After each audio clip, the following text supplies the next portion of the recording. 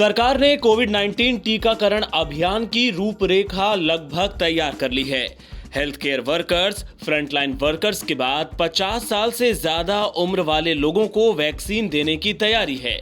इसके बाद 50 साल से कम उम्र वाले उन लोगों का टीकाकरण होगा जिन्हें 2 या उससे ज्यादा बीमारियां हैं। इस कैटेगरी को लेकर चर्चा पहले से चल रही थी। अब तक सरकारी अधिकारी यही कह रहे थे कि इसमें सीनियर सिटीजन्स शामिल होंगे, लेकिन अब बताया जा रहा है कि चौथी कैटेगरी में वो लोग होंगे जिनकी उम्र तो 50 से कम है, लेकिन वो हाइपरटेंशन, डायबिटीज, सांस में तकलीफों जैसी 2 या उससे ज्यादा बीमारियों से ग्रस्त हैं। एक बार इन चारों कैटेगरीज के लोगों को टीका लग जाए, उसके बाद आम जनता के लिए वैक्सीन उपलब्ध होगी।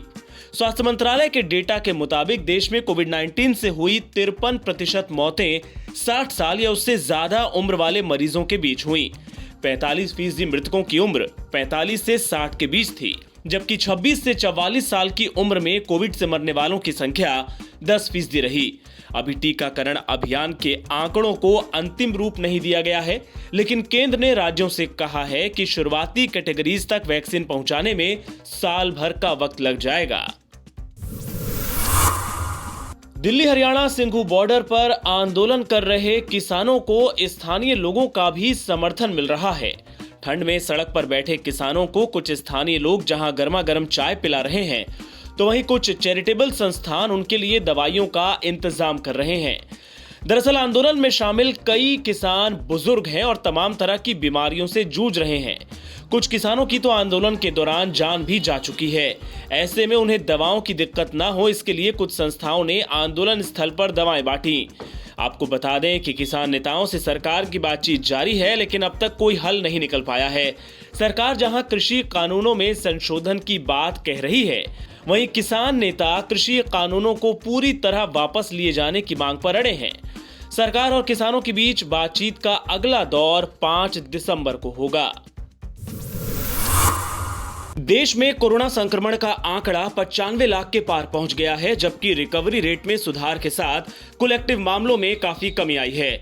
केंद्रीय स्वास्थ्य मंत्रालय द्वारा शुक्रवार सुबह 8 बजे जारी आंकड़ों के मुताबिक 90,16,289 कोरोना मरीज इस महामारी को मात देकर ठीक हो चुके हैं। भारत में कोरोना का रिकवरी रेट बढ़कर 94.11% हो चुका है। आंकड़ों के मुताबिक भारत में पिछले 24 घंटे में कोरोना के 36,594 नए केस सामने आए हैं, जबकि 540 कोरोना मरीजों की मौत हो गई। इस दौरान 82,916 कोरोना मरीजों को अस्पताल से छुट्टी मिली। एक्टिव मामलों की बात करें तो 4,16,082 लोगों का इस वक्त इलाज चल रहा है। इस बीच राजधानी दिल्ली में एक्टिव मामलों की संख्या घटकर 30,000 से नीचे हो गई है, जो 27 अक्टूबर के बाद से सबसे कम है। राजधानी में गुरुवार को 3,734 नए मामले सामने आए, जबकि इस दौरान 82 कोरोना मरीजों की जान चली गई। कोरोना काल में सरकार ने सिनेमा हॉल्स को खुलने की इजाजत जरूर दे दी है, लेकिन सिनेमा हॉल मालिकों को लगातार घाटा सहना पड़ रहा है। दरअसल सरकार की ओर से जारी की गई एसओपी के हिसाब से चलना उनके लिए मुश्किल हो रहा है। सिनेमा हॉल्स को सिर्फ 50% क्षमता के साथ खुलने की इजाजत है, उस पर भी लोग काफी कम आ रहे हैं और नई फिल्में भी रिलीज नहीं हो रही हैं। सिनेमास की क्या हालत इस वक्त चल रही है? पहले कोरोना को लेके बंद थे, अब स्टार्ट हो गए हैं। स्टार्ट तो हो गए हैं, लेकिन एक्चुअली उन्हें नई पिक्चर रिलीज ना होने के कारण दर्शक अभी नहीं आ रहा है। कितना नुकसान डेली? नुकसान अब इसका आकलन तो नहीं लगाया, लेकिन एक मोटा अंदाजा है। जहां 1000, 1200, 1500 बंदा आ जाता था, 2000 तक भी आ जाता था, वहां अभी तक सिर्फ 100-125 बंदा आ रहा है।